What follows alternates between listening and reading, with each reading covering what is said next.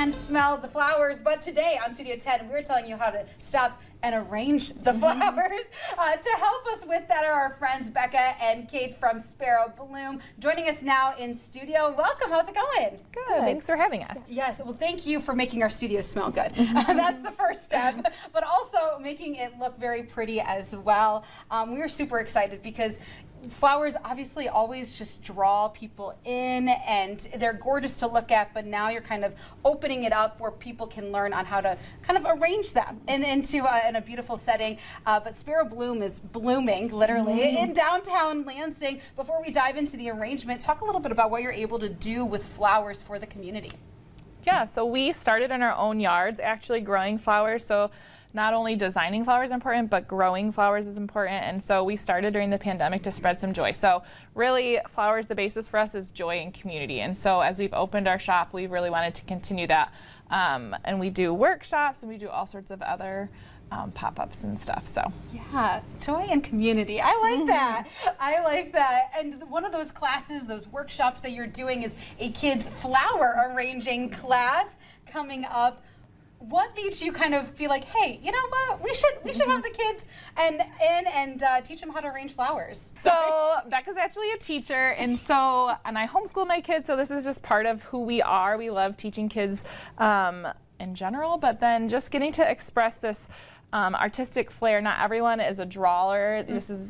My gardening is my art medium. I don't love designing. That's Becca's thing. So my gardening and landscaping is definitely my art medium. So we just love getting to share that with kids, teach them new skills, and just expand their education process and just have fun doing it. It's so much fun. We'll have kids come in like with their parents and we do STEM bars and they have so much fun picking out like the different flowers and helping us put them together. So we kind of thought, well, this is the next step. This will be a lot of fun to have kids come in and we can kind of give them a little bit of the steps of how to make an arrangement. Yeah, exactly. Oh my gosh, I love that. So how do you start it off? Is this the base of what the workshop will be? So when we start off arrangements, yes, if you come in, we're going to have these already made, and we always start with just kind of like a base of greenery. Inside the container we have like a chicken wire armature to kind of help hold the things in place, but then having a good greenery base kind of helps hold the other flowers in place as well. So we like to start with the greenery, and then from there we just kind of start adding some different things. I always love to add like some fun filler in there. This gives it a little bit of just a little bit of flair, a little bit of fun and some height to it. And when we do this, I'll show the kids, you can kind of place it around, but this is where they get to be creative. And that's what I love. And whenever we do our workshops, everybody's arrangement always looks so different, but they always do such an amazing job because, like you said, everybody's creative and artsy in a different way, and it's really fun to see kind of how it all comes together.